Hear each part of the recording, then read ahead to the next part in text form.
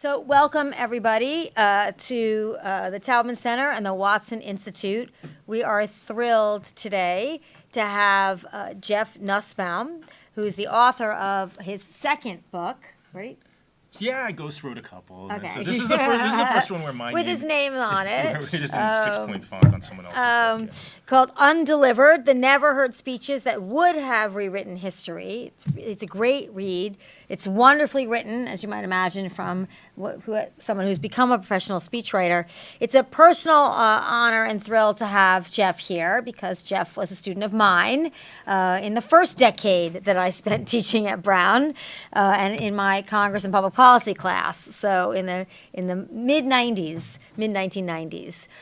So I'm always thrilled to welcome Brown students back, and he's had a really fascinating career. So today we're going to start a conversation about his journey after Brown, and it's a fairly impressive and interesting journey. And then we'll go right into the book, and then we'll probably conclude with his journey. So everybody should feel free to ask questions, particularly those of you who are students at Brown. You know, what choices he made, what choices what did he not do, what did he do, when did opportunities come. So we want this to be, and then your general observations about in your political lifetime, how things have changed so much. Yeah. So we'll end with that.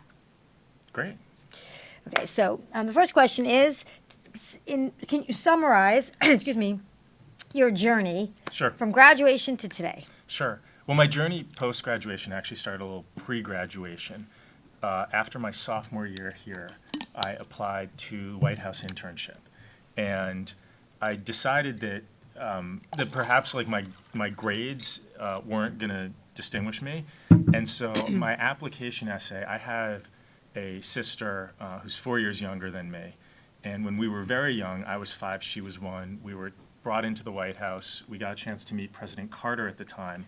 My 1-year-old sister, who would later go on to fame or infamy on the MTV show The Real World, but as a 1-year-old, we met the president, he put her down on the rug in the Oval Office, she wet the rug in the Oval Office. So my whole application essay was, very few people are lucky enough to get a chance to make a mark in the White House. I just want a chance to improve the one my sister already made. And so they kind of saw the essay and was like, throw him in with the knuckleheads in speechwriting. Uh-huh. And so summer of sophomore year, I'm writing speeches for Vice President Gore. I'm in the speechwriting office. And during that time, the chief speechwriter quit. So weird serendipity, maybe a warning about the profession. But either way, I was really thrown in writing for the vice president. And so actually before I graduated, they asked me to come back down. And so my last semester at Brown was spent in DC, basically doing like a correspondence course with Professor Chait, hoping that he would pass me so I could graduate Brown, but I was in Washington working. And so I stayed with Vice President Gore. And when Gore lost, or won, depending on how you count, but lost, I made a choice again. One of the stranger offers I got was to be the communications director for the New England Patriots. I decided to not take the Patriots job. They went on to win 3 Super Bowls in 4 years. The person who did take the first 3 Super Bowls that they've won. Yeah, the first 3, yeah. So the person who took the job would brandish the 3 Super Bowl rings in my face whenever she saw me. But I stayed and worked for Tom Daschle in the United States Senate. So what I like to do is give people context as a teacher. Yes, please. Right? So Tom Daschle was a senator from South Dakota. Yes, exactly. Right, who was a House member, and then he got elected, as you remember, in 1986 to the United States Senate. I know. And what was his position when he went to work? So he was then the Democratic leader in the United States Senate, and it was a 50-50 Senate. Right when I went over there, the Senate was evenly divided, 50-50. And one of the things that was happening behind the scenes is we were jockeying to see if there were any Republicans that would be open to switching. And one of the great untold stories is how close John McCain was to switching. But then the person who jumped first was Jim Jeffords of Vermont. And so during my time there, we went from being the Democratic leader to the majority leader, and then in that period of time, it was really amazingly eventful. This was the September 11th attacks took place.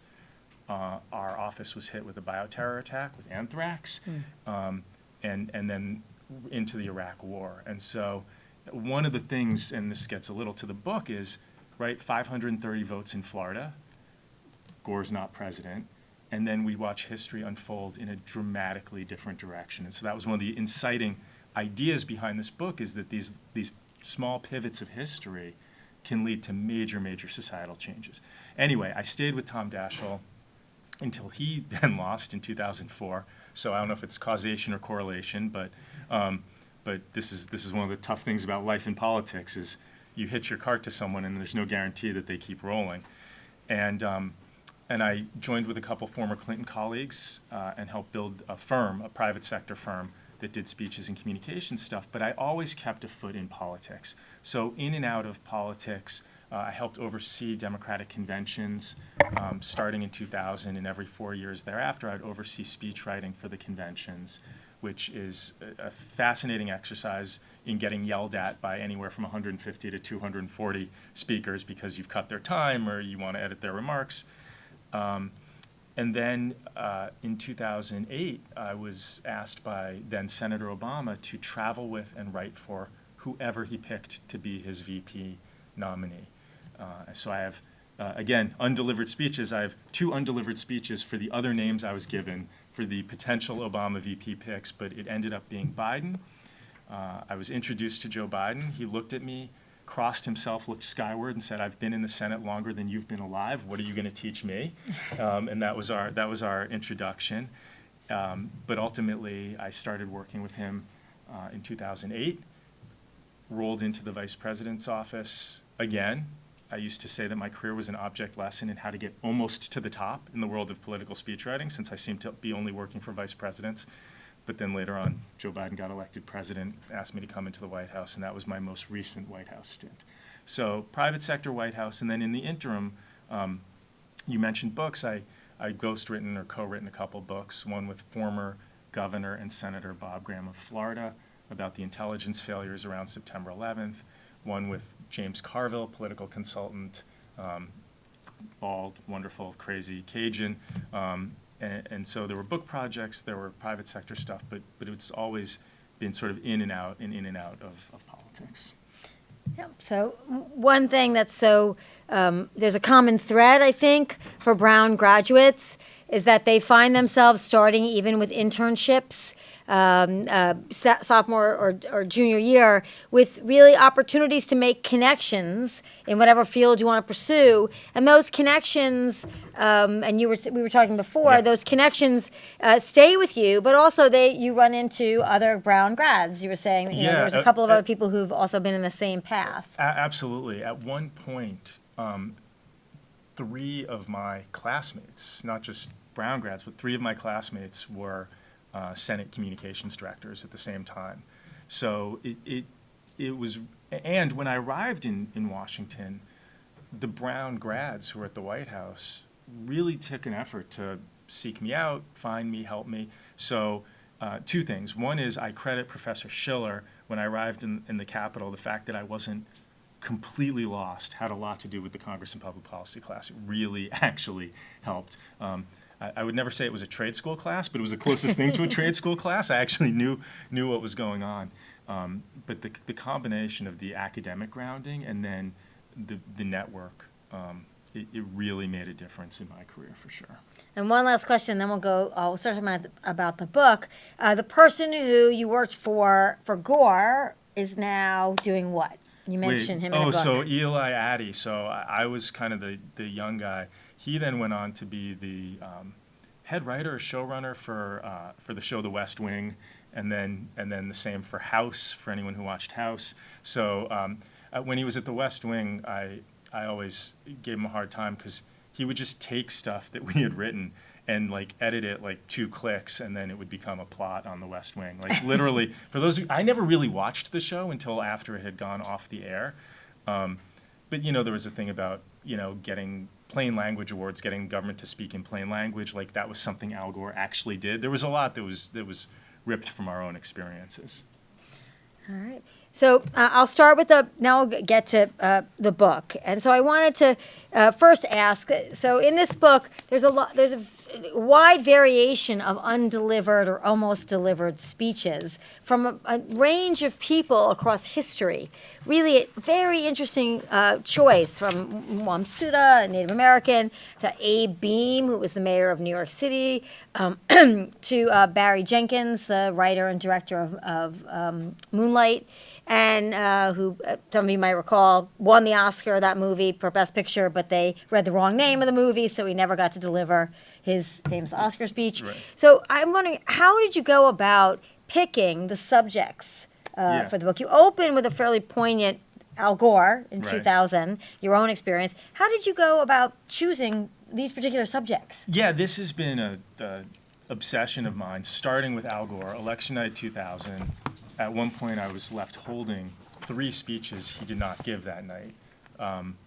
The election was called for Gore, and then it was too close to call. Then it was called for Bush. Then it was too close to call, and then Al Gore ended up not speaking on election night.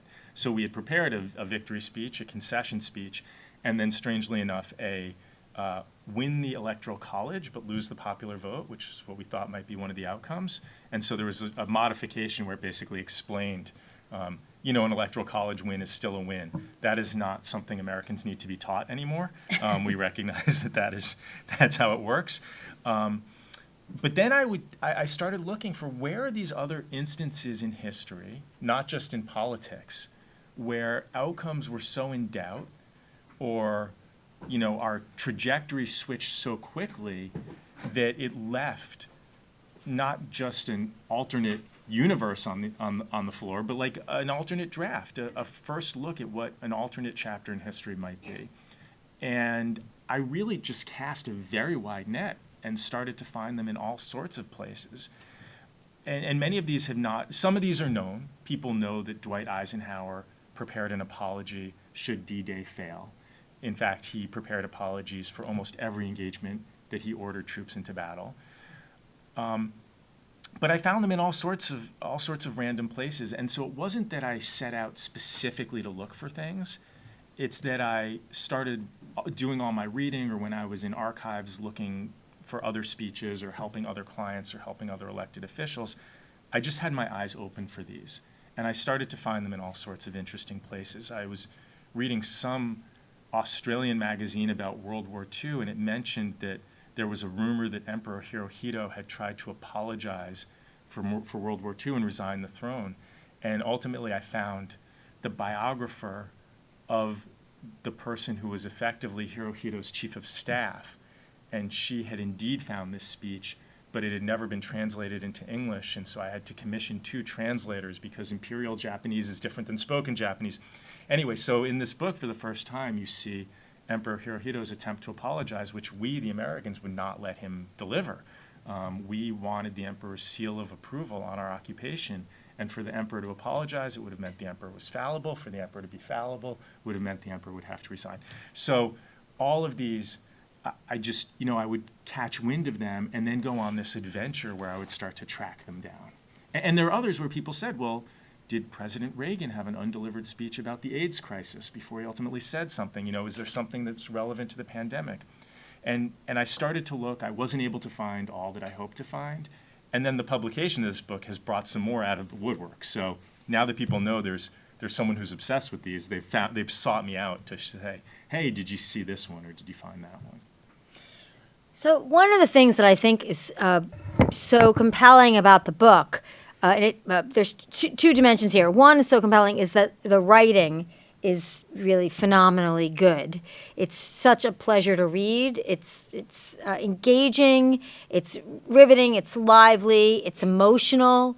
So one thing I'll first, and you don't have to reveal the 5 sort of ingredients, because that's in the book. You have to buy the book for that, to how to write a good speech and how to deliver a good speech. But what would you say is, the single sort of guiding principle in how writing well? That's the first question. And the second question is, you bring a lot of emotion to political characters in history who lost. Mm-hmm. And it's painful sometimes to read, sort of where were you that night? Some of you are old enough to know about the Hillary Clinton defeat in 2016, but there are other points in time when People didn't get what they needed, they didn't get what they wanted, and they lost, and how they dealt with that, and all of the staff that are affected by that, all the people behind the scenes, and how you handle loss. And I think, particularly in our political era, handling loss is something that not everybody's great at. As we have seen in the last couple of years, the idea even of a concession speech as a ritual in politics is starting to wane. So if you could talk a little bit about how you used, good writing, but also how you use those talents to convey the emotions of those circumstances. Sure, yeah. Well, I can talk a lot about my theory on good writing, but one of the things that, and thank you for saying the book is well written, one of the things I try to do when I write, even when I write for the page, I try to write for the ear. And I think this just comes from starting in speechwriting, I really hear the words spoken when I'm writing them. And one of the things I think I say in the book, is that a speech isn't an essay, it's sheet music, and you want the audience to hear the rhythm. And one of the things, even when I was writing the book, I really tried to write it as a speech. And as a result, one of the things that's really fun about this book is the audiobook. For those of you who are into audiobooks, I read some of it. I got to cast different actors to read some of the undelivered speeches. We brought in archival audio wherever possible, so it kind of sounds like a hybrid of a podcast and an audiobook.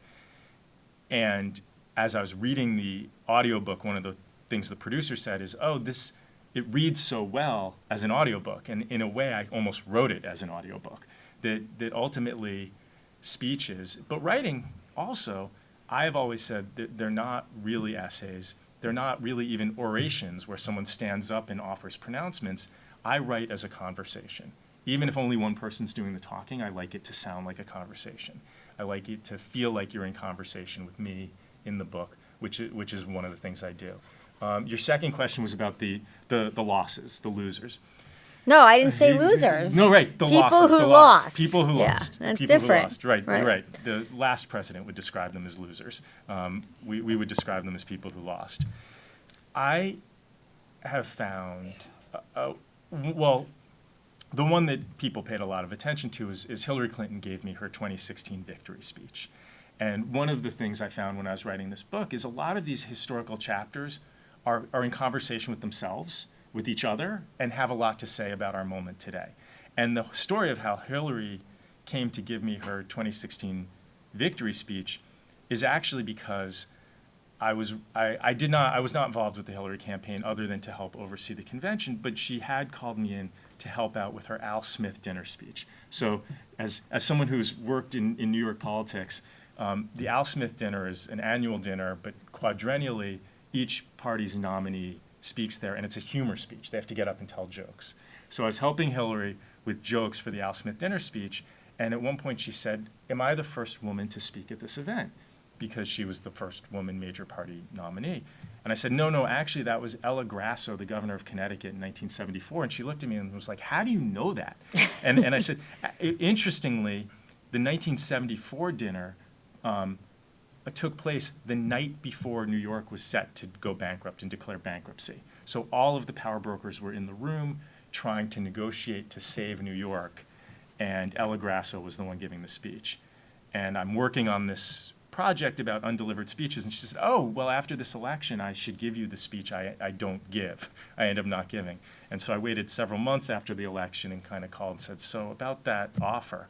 But one of the things and part of the joy of writing this book was getting to learn about leaders and chapters in history that I was less familiar with, people who I really now see as heroes who deserve to be resurrected. Kevin White, mayor of Boston in the mid-'70s, John Altgeld, governor of Illinois, right around the turn of the 1900s. But one of the things I really came to see is how important concession is, how important a ritual that is in our democracy. And I have a little digression. Each of the chapter has a digression on something to do with speechwriting, how a speech gets developed. And the concession ritual, you realize, is both good for democracy, which is pretty apparent at this point, but it's also good for the person who concedes. That this is the moment when they are not seen as a political person, they're simply seen as the most relatable in many ways that they will ever be. They are a striver who has fallen short, and who can't relate to that. And so until, candidly, this last election, the most popular most politicians have ever been is the moment at which they concede. Because all of a sudden they're not seen through a political light. They're seen simply as a human who has failed to achieve something. And so I talk about why often the seeds of political renewal are planted in the ashes of concession. And strangely enough, I'm not here to offer Donald Trump advice, but you could see, him being, he may yet be quite viable, but you could see almost him being more viable today if he had conceded at the end of this last election. You can also point to Bernie Sanders, sort of conceding his loss to Hillary Clinton in 2016 for the nomination, Right. how he proceeded after that.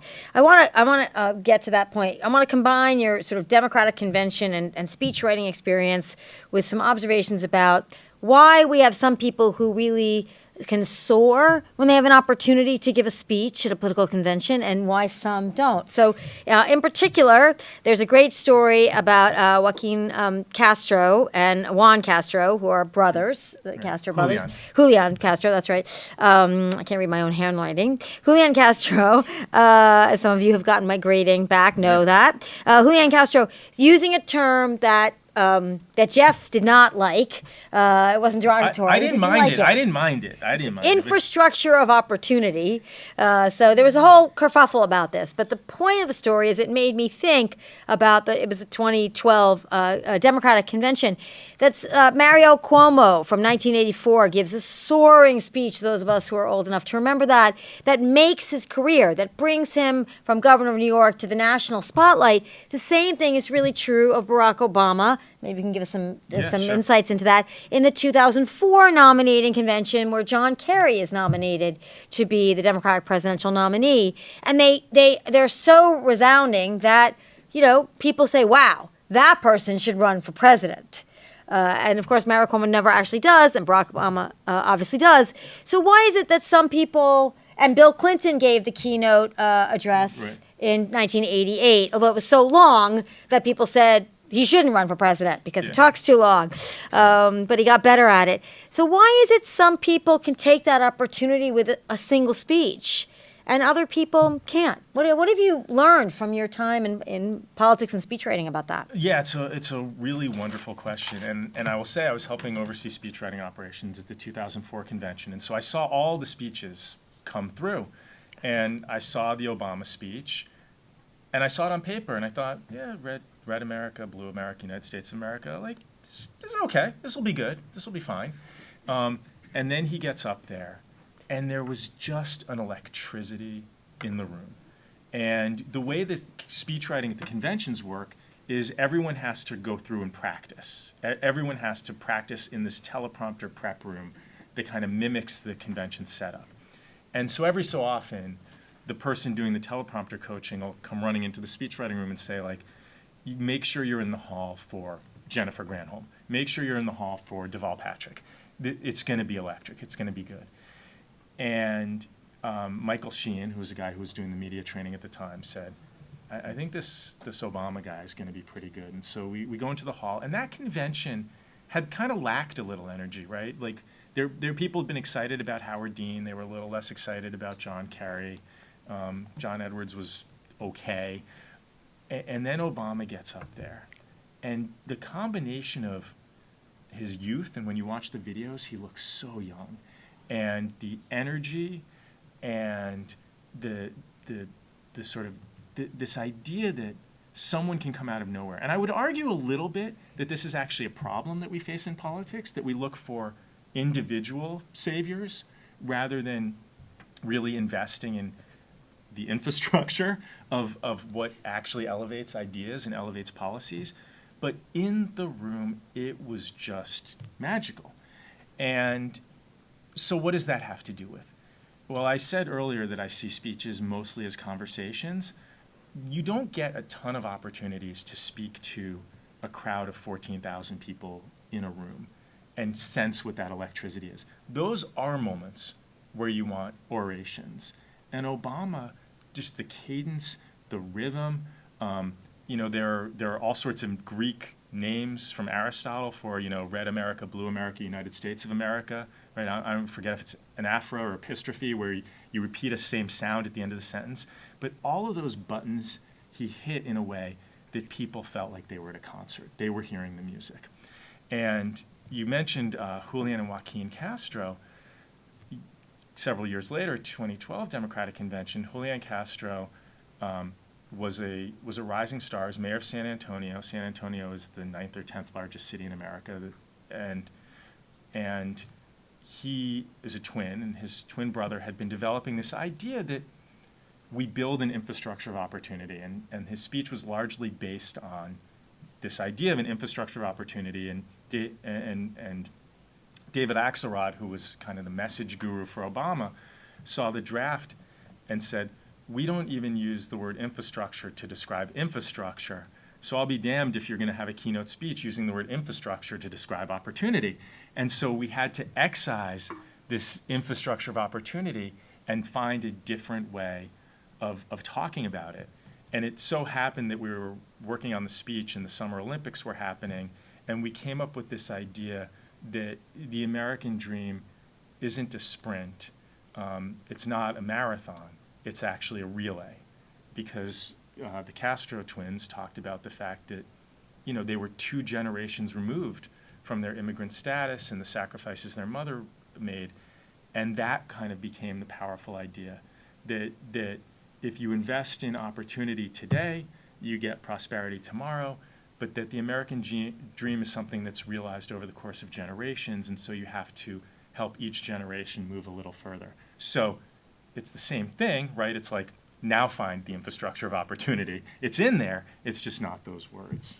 Yeah, it's interesting because Barack Obama was a state legislator from Illinois, running for the United States Senate in Illinois in the summer of 2004. He had not yet been elected to the United States Senate. Yeah, and here's your $2,000 trivia question. Who did everyone think was going to win that Senate race? A guy named Dan Hines, who was kind of the politically anointed person. And so Obama sort of came out of nowhere to win the Senate race. Right, and he got a bit of luck. His Republican opponent was involved in a very nasty personal scandal late in the summer, right. So that helped him a little bit. And then you think about Julian Castro, and you think smart, did well in Texas, had a good bit, was really talked about. Later on became, I think, Secretary of Transportation. Secretary of Housing and Urban Development. Housing and Urban Development.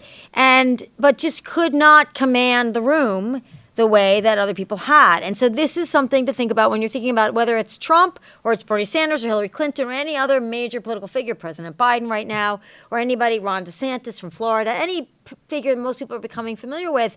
How do they actually break through, and do they have what it takes, even in a social media fragmented environment, to break through in that moment? So it's just fascinating who resonates and who doesn't. And one of the things I'll say from my time with Biden is I am continually awakened to how much we expect of our presidents and our political leaders. We expect them to be inspirational and electrifying. We also expect them to have total command of policy. And we expect them to be incredible fundraisers. And we expect this and we expect that. And we ask a lot of them. And it's really hard to find someone who can succeed across all of those dimensions at all times. I have just 2 more questions, and we'll open it up to the audience, because a lot of you are here, and some of you have to leave for classes. So the first question is the first of the 2. In the choices you've made in the book for the subjects that you've covered in the book, you managed to capture momentous people and momentous eras of American history. So you go from John Lewis, to Hillary Clinton, to Barry Jenkins, but also to Abe Beame, to Richard Nixon.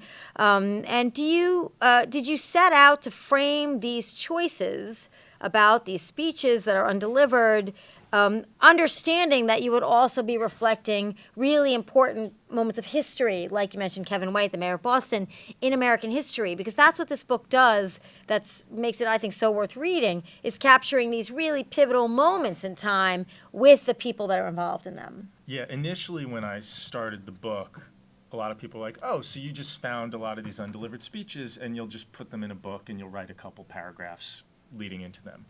And that was the initial idea, right? This thing would have been a much smaller book. But one of the things that started to happen is the more I dug in, I realized almost each chapter could be its own book, because the fascinating part, yes, some of the speeches are fascinating, and some are poignant, and some are powerful, and many of them should be seen anew and heard more clearly today, even though they weren't heard in their own moment. But for me, the really fascinating thing was re-excavating these chapters of history. And I'm not a historian and I'm not a journalist, but this book allowed me to behave as both and realize, oh, right, the mid-'70s were really rough, ugly time financially, politically. Here I have Nixon's non-resignation speech. He had prepared a speech refusing to resign. Boston's racial strife in the mid-'70s over the issue of busing. John Lewis in the 60s, what he really wanted to say at the March on Washington, which, if he had delivered the speech he really wanted to deliver, maybe we would be talking about the nightmare and not the dream. So each of these chapters in history, including one that could have been our last chapter in history, which is John F. Kennedy announcing airstrikes on Cuba during the Cuban Missile Crisis, not knowing at the time that many of the missile sites were already complete and operational. So for me, the discovery was that the speeches became windows into these incredibly fraught moments in history where things could have gone the other way, and in many cases could have gone much worse than they actually did. Yeah, it's really, it's fascinating. Okay, so I'll open it up. And my last question is, or maybe my last question, and then we'll open it up to the audience, is what do you think that you got out of your experience at Brown, both in the classroom and then just with your Brown colleagues and the Brown environment, that you've carried through your life to date? And, by all objective measures, your life has been relatively successful. You're doing something that you love, and you've been really involved in things that you love to do. What is it about the Brown experience that guided you over these past years? Yeah, well, I'm always happy to sing Brown's praises. So I'll start with just the academic side of it. I was here early in your time here. I was here early in Professor Tomasi's time here. And those really became kind of two, not poles, but two areas on the spectrum of my education.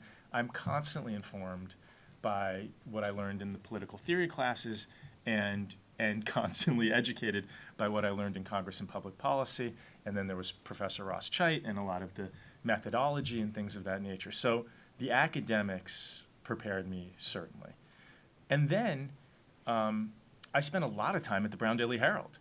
I wrote columns for the Brown Daily Herald, and this was a time when blogs didn't really exist. Twitter certainly didn't exist. Social media didn't exist. And so it was my columns on the Brown Daily Herald that became the writing samples that got me the speechwriting job and the speechwriting internship. So the Herald helped. The academics helped. The peers, as I mentioned earlier. I just happened to be part of a group of friends, many of whom were deeply politically minded, and politically minded in a way that they went into politics and decided that the way to affect change was from the inside, right? There are a lot of people who, and I get it, think that the way to affect change is from the outside. We were sort of a group of we were very progressive, but we were pragmatic in how we wanted to be involved in politics. So that was part of it. And then, of course, there's the Brown Alumni Network that helped as well. So, but cultivating a worldview of curiosity, when I went into speechwriting, there was no set path into speechwriting. Now, speechwriters have become known, right? People listen to Pod Save America and Favreau and Lovett and those guys. When you say people, right. I don't listen to those. You don't listen to those. Many. So who is many? Who are the people that listen to them? Well, they can. How would you describe people? Who has heard Pod Save America or listened to Pod Save America? So younger.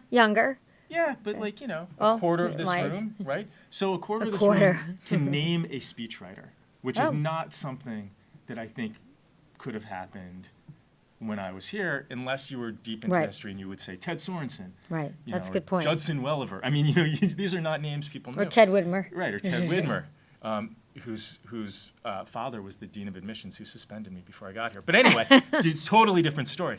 But but Not suspended from Brown. This is right, just a pre-Brown suspended at the end of high school, circumstance. right? Yes. But there people at least know that speechwriting is something people could go into. I didn't know that, and so the real takeaway, and when I looked to hire, when I had a firm and I hired young people, wasn't someone who now followed a kind of paint by numbers way. They said, well, I took this class on political communication and I read this book. We looked to hire people who just showed curiosity about the world and brought a worldview. And we hire from people who are winning pun competitions at bars in Brooklyn. We hire musicians who come to writing with a different perspective. And I think Brown really cultivated the curiosity in addition to the skills that made it possible for me to have the career I've had. Okay, I'd like to open it up to anybody who has any questions about the book or about experiences. Any?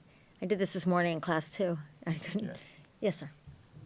Are you confident that the speech that Hillary Clinton sent you was unedited in light of the events that occurred during the months after her unsuccessful campaign? Oh, yeah. Wait, I'm going to repeat the question just so Okay. everyone can hear because we don't have a mic at the moment. So the question is, is Jeff confident that the speech he received from Hillary Clinton a couple months after her defeat was unedited, was actually the speech she was So intending to you're give? saying, like, did she doctor it after the fact so that it would hit with more impact in retrospect? And the answer is yes. And the reason is because her people gave me access to the Google Docs so I could see when it was last edited and who edited what. And so I was able to look at 8 iterations of the speech that end at about 8 or 9 p.m. on election night, right? That was the moment they realized this draft is no longer operative. Now, the speech that changed a lot was the concession speech. There was also a concession speech that night.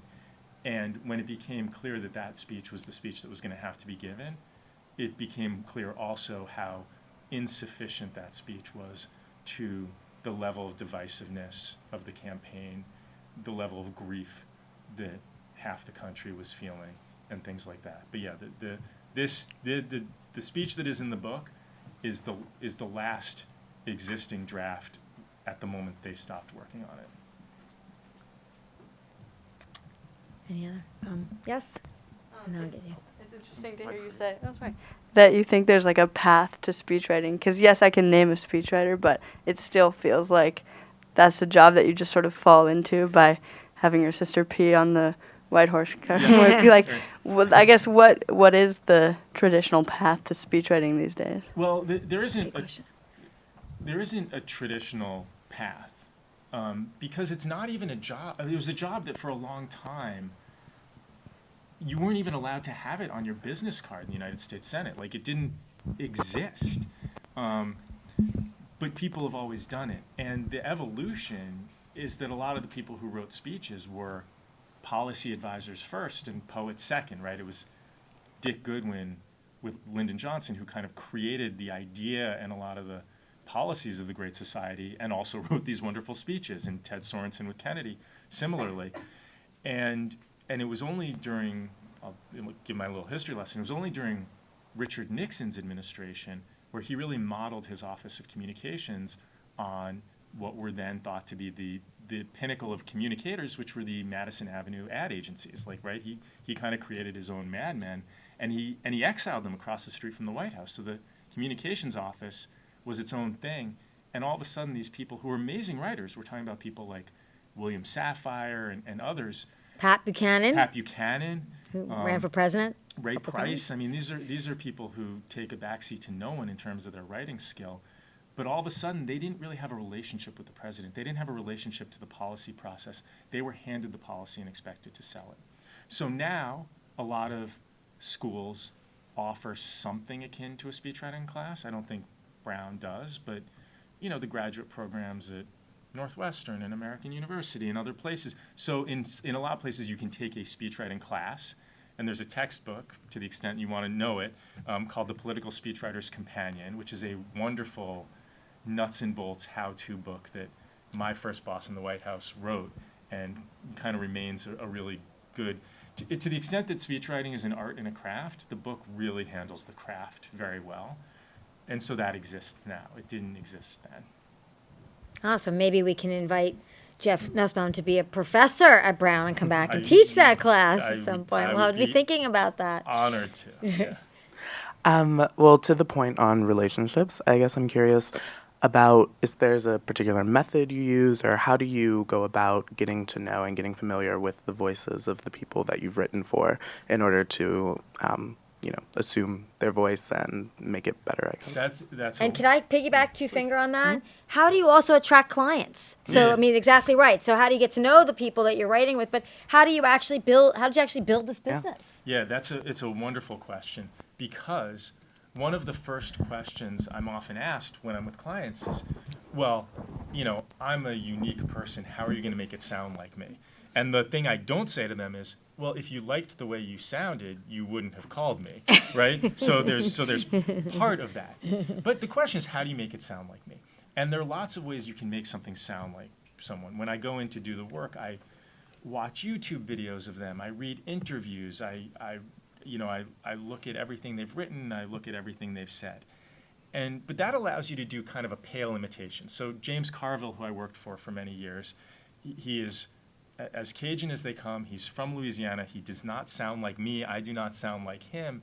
And there were times when I would write for him, and I just sounded like I was imitating him. So I worked on a book with him, and he wanted to talk about how every recipe in Louisiana begins with a roux.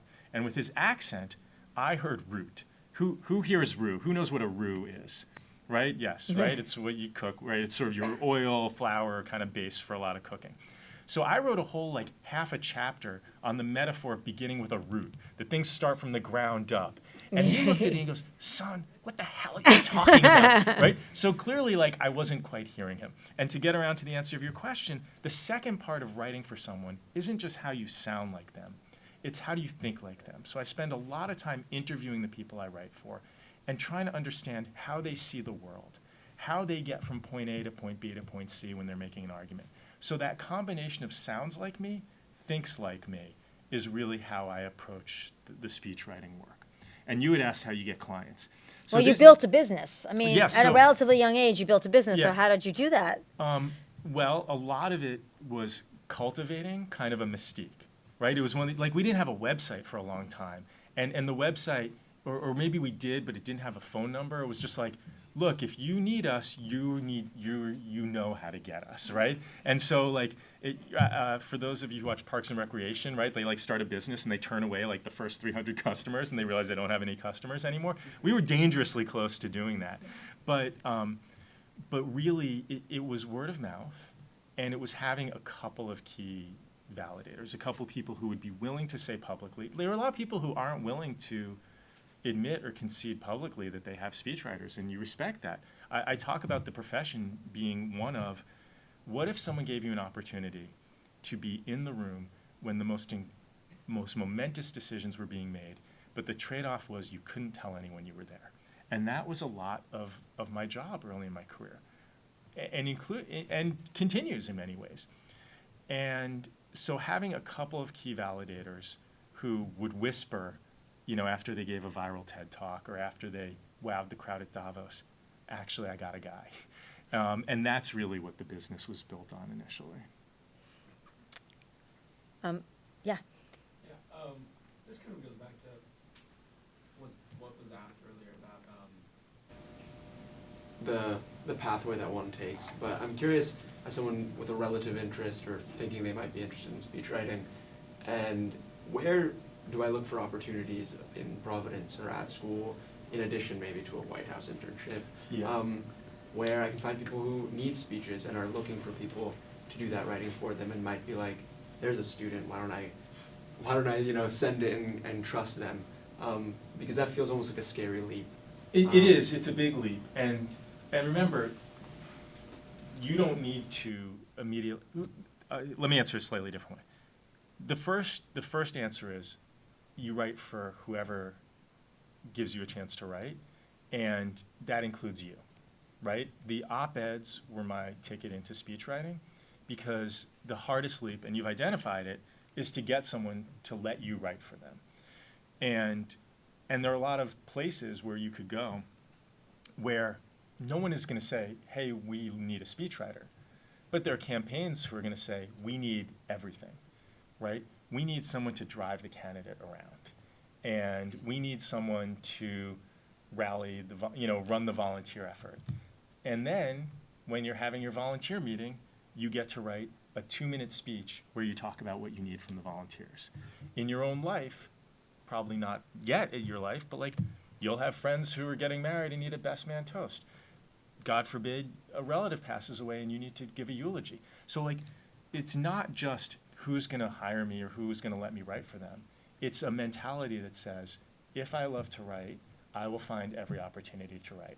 Whether that's op-eds, whether it's in my own life, whether it's in these little moments, whether it's volunteering for a local elected official who will let me write correspondence for them, right?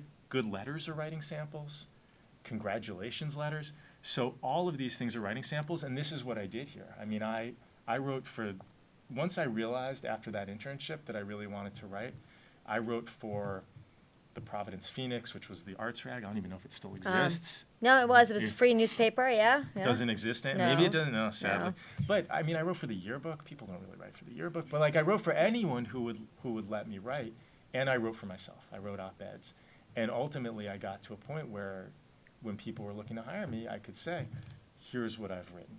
And when I hire people, we hire people who send us truly eulogies for their parents, eulogies for their grandparents, just something that shows that allows their personality to come through.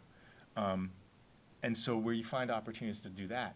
But also for me in my career, I mean, one of my formative political experiences was helping a candidate for state senate in Massachusetts who was running against an incumbent. It was sort of a suicide run against an incumbent in a primary, and we won.